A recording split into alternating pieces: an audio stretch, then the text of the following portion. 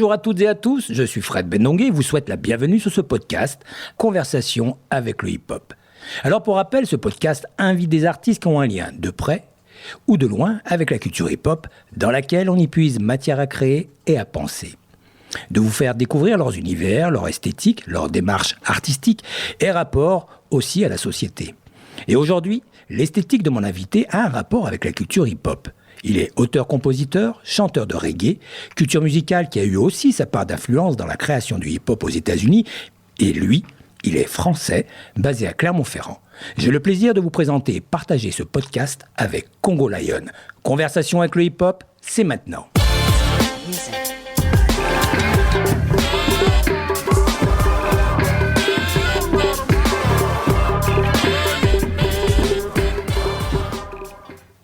Alors Congo Lion, tu es Clermontois et c'est d'ailleurs là, à Clermont-Ferrand, que nous sommes rencontrés la première fois il y a quelques années, il me semble.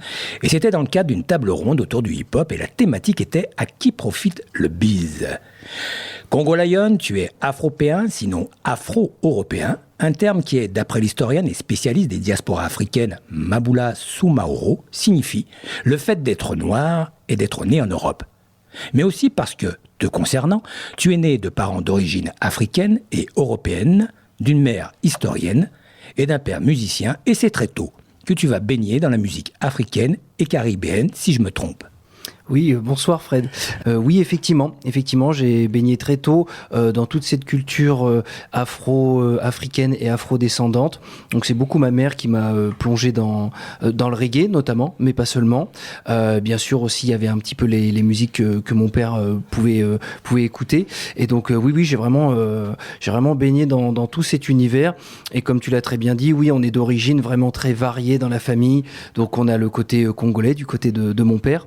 Alors, Congolais, Brazzaville. Congo-Brazzaville, tout à fait, oui, exactement. Et du côté de ma mère, eh bien, il y a des... donc, le grand-père était polonais, enfin, mon grand-père était polonais, et ma grand-mère espagnole avec un peu de sang autrichien. Donc, ça fait vraiment des origines très, très variées. Carrément. Et donc issu aussi de mouvements en fait d'exode dû à des situations particulières dans chaque pays. La Pologne qui a toujours été une zone en fait entre l'est et l'ouest, oui. Qui a toujours été une zone de combat pour la prise du pouvoir, on va dire. Et puis l'Espagne avec la situation comme elle était à l'époque, époque franco un peu avant et aussi un peu après avec tout ce qu'on connaît ou tout ce qu'on peut retrouver sur ce qui s'y est passé. C'est quand même très très lourd quoi. Alors tu as très tôt commencé à écrire, à composer du reggae. Et puis il me semble d'abord aussi en patois aussi jamaïcain. Je crois dès l'âge de 16 ans. Oui, tout à fait, exactement.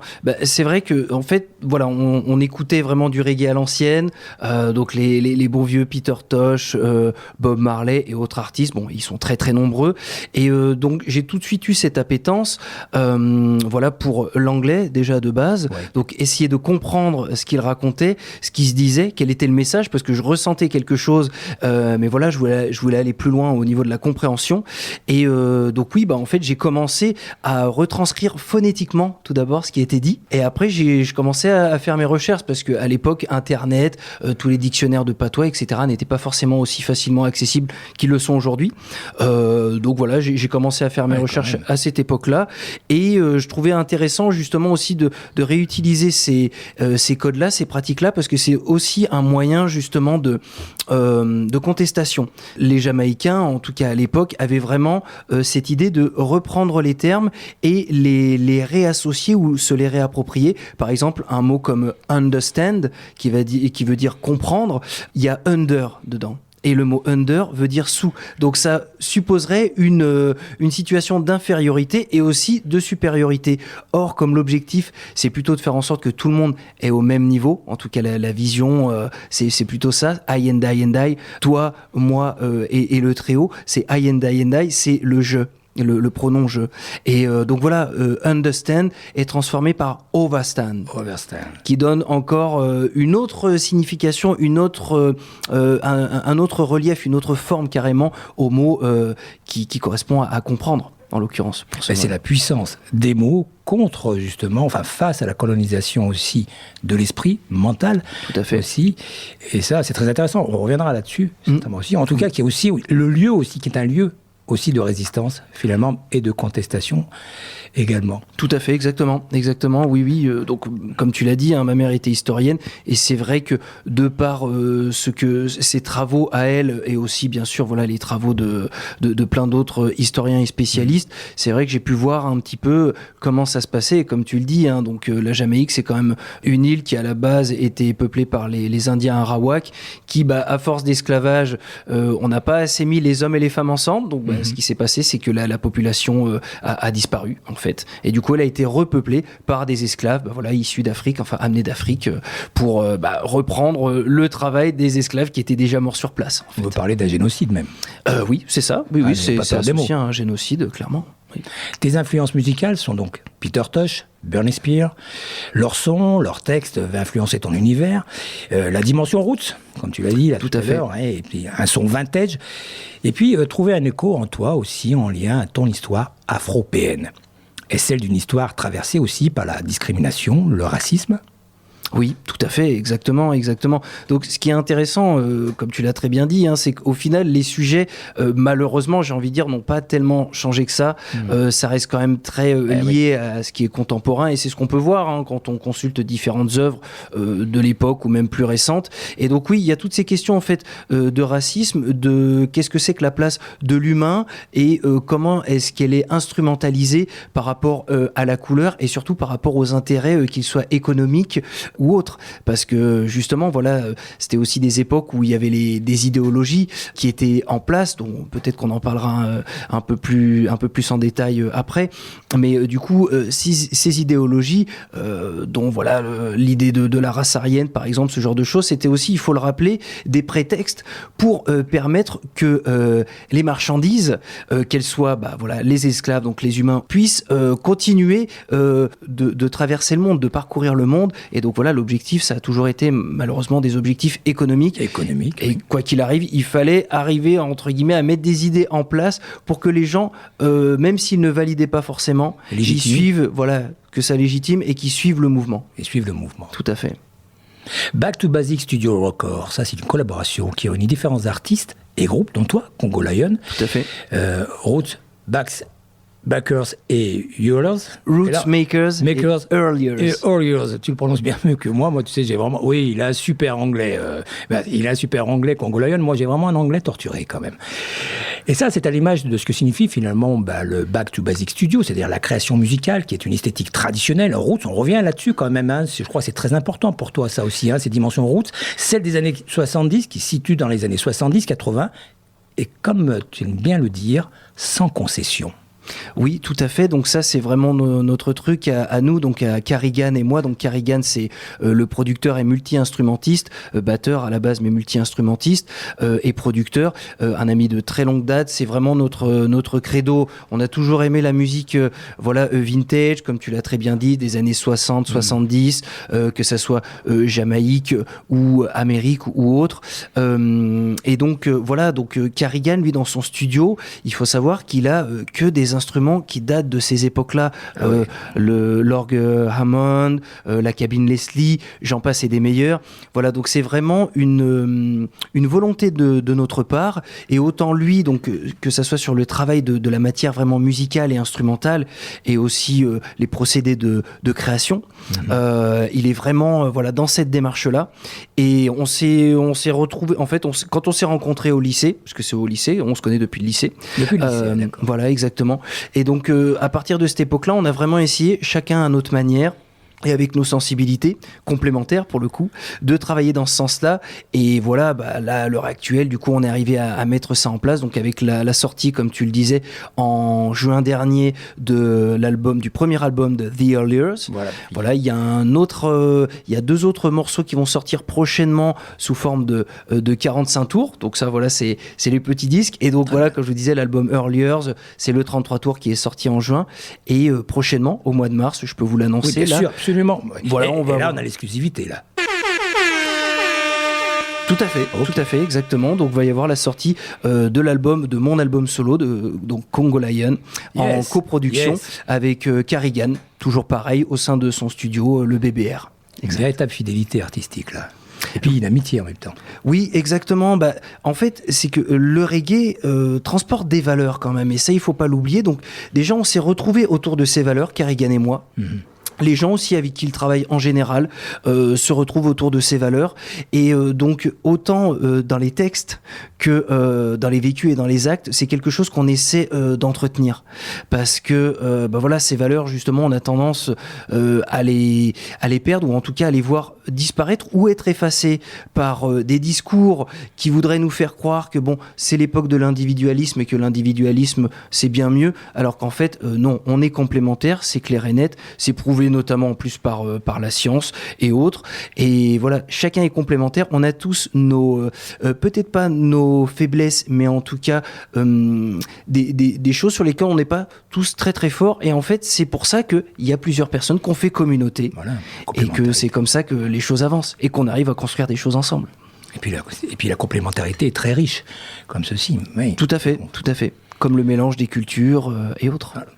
Important de le rappeler, surtout aujourd'hui, avec, comme on le disait souvent, et comme disait le père Delorme, qui est un des co-initiateurs de la marche de 1983 contre le racisme et pour l'égalité des droits, est bien difficile aujourd'hui un peu d'imaginer l'avenir de l'humanité. Mais bon, j'aimerais revenir aussi sur ton nom, Congo Lion. Congo Lion, mais aussi Nati Congo, qu'on n'a pas cité tout à l'heure, qui était ton premier surnom au départ. Oui. Deux noms qui ont une signification à la fois historique et symbolique dans la culture afro-jamaïcaine, comme tu le sais, ne serait-ce que par la présence des Congos, c'est-à-dire K-O-N-G-O-S, c'est-à-dire la population issue du royaume Congo en Jamaïque, et réduits en esclavage, de leur influence musicale, rites ancestraux mélangés à d'autres ethnies et peuples d'Afrique tels que les Yoruba. Alors, Congo, Lion, Nati, des noms, des mots qui ne sont pas dépourvus de sens pour les Jamaïcains, ni pour le mouvement Rastafari, et ni pour toi également. Pourquoi Congo Lion, Nati Congo ? Oui, exactement. Donc c'est des symboliques, c'est des symboliques qui, comme tu l'as très bien dit, sont très fortes dans ce style de musique et aussi internationalement, j'ai envie de dire. Donc Congo, pourquoi en fait c'est Congo Lion, pourquoi c'est un cheminement en fait. Donc Congo, c'est une part de mes origines. Donc le Congo, parce que voilà, mon père était congolais, et que grâce à ma mère qui était historienne, comme on l'a dit tout à l'heure, elle a fait des recherches en Afrique, dans l'ancien royaume du Dahomey, qui actuellement est le Bénin, qui est une des grosses zones de départ des esclaves.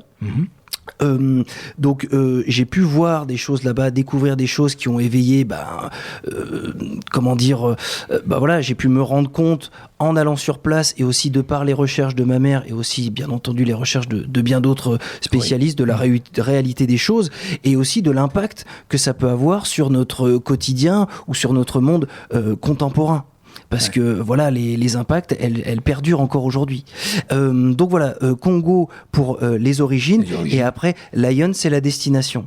C'est-à-dire, l'objectif, c'est pas de réutiliser ce symbole un petit peu, vous savez, l'esprit très fort qui va tout détruire, courage, la destruction. La force, c'est plutôt la force tranquille, et l'humilité et la sagesse. Voilà, donc c'est cette recherche. Moi, mes origines sont en partie africaines, et l'objectif, c'est au fur et à mesure de l'avancée dans la vie, des valeurs qui sont abordées, qui sont portées par les gens qui peuvent m'entourer, qui peuvent les valeurs aussi qui peuvent transpirer dans certains événements de la vie, où des fois des gens reviennent vers vous ou font preuve d'une telle bonté d'âme ou autre, que on se rend bien compte qu'il y a quelque chose qui est plus fort que tout simplement l'aspect physique des choses et le côté très pragmatique de que ce soit le monde individualiste, l'argent, toutes ces choses-là. Il y a des choses bien plus fortes qui nourrissent nos âmes bien plus que toutes ces choses-là. Donc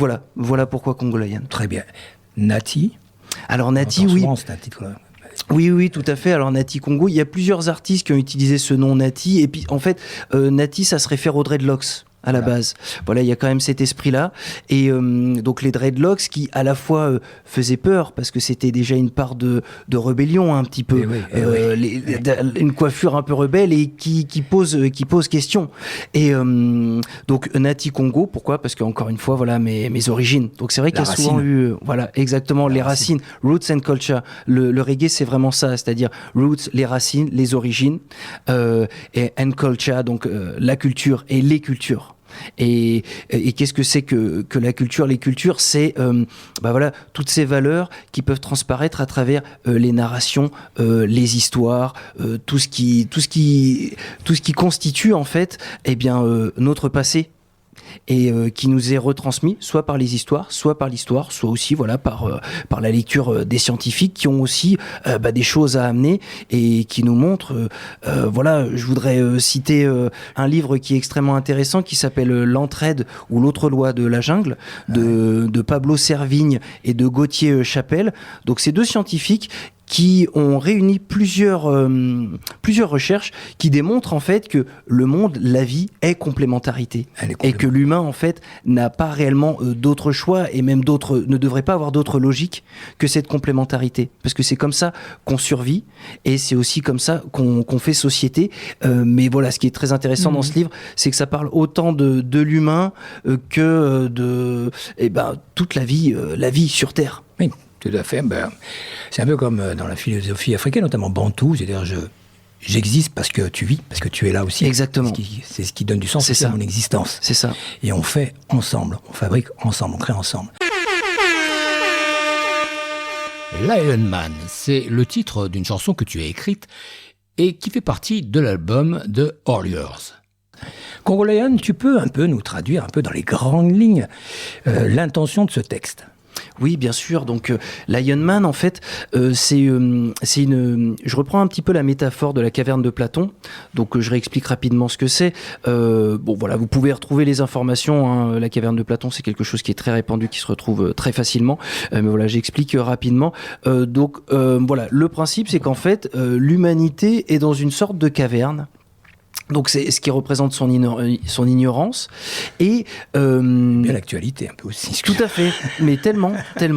Et donc elle se fie juste aux ombres qui sont projetées par la lumière qui est du coup la sortie de la caverne. Et en fait, donc le sage, ou en tout cas celui qui est en recherche de sagesse, mais surtout de connaissances, rien que de connaissances réelles, sa démarche, ça va être de tenter, donc déjà de passer la peur produite par ce qui est projeté, les ombres projetées par la lumière, et de sortir de la caverne. Donc le fait de sortir de la caverne, déjà il y a le fait de, tu sais, quand tu sors de l'obscurité, que tu te prends la lumière dans les yeux, t'es ébloui, il y a une certaine douleur, une certaine peur aussi. Donc il faut passer cette étape-là aussi, sortir pour se rendre compte de ce que sont réellement les choses. Donc c'est là qu'il obtient la connaissance. Et il y a aussi la notion du retour dans la caverne pour essayer d'en extirper les autres, ceux qui sont encore au fond de la caverne et qui se fient encore aux illusions projetées par les ombres. Et voilà, cette chanson, Lion Man, elle reprend un petit peu cette idée, mixée aussi parce que la narration, c'est quelque chose que j'aime beaucoup. Voilà, pour bien communiquer sur les valeurs, pour bien transmettre les valeurs, je trouve que c'est la narration, comme dans le reggae roots en général, ça a ce côté très intéressant, très important. Et donc voilà, c'est un petit peu cette idée. Et puis il y a aussi voilà une référence à la statuette Lion Man, qui est une statuette qui est une des premières représentations d'hommes à tête de lion, qui a été retrouvée voilà à l'époque qui date de l'époque préhistorique et qui du coup pose beaucoup de questions sur les potentielles religions, croyances des humains de l'époque. Donc voilà, je me suis servi un petit peu de tout ça. Encore une fois, je suis fondu d'histoire et j'aime beaucoup voilà créer des histoires pour nous pour inciter à la réflexion. Et donc voilà, Lion Man en fait, c'est un petit peu cette personne qui sort de la grotte, prend connaissance des choses et qui essaie de ramener les autres personnes de l'humanité qui sont encore en train de s'entre-déchirer pour des miettes à sortir de la caverne et à se rendre compte que regardez ce qui se passe en réalité, on se bat pour des miettes et en plus on se bat pour des miettes, pourquoi ? Parce qu'en fait on se base sur des mensonges ou des illusions, des préjugés. Notre premier épisode consacré à l'artiste reggae Congo Lion se termine.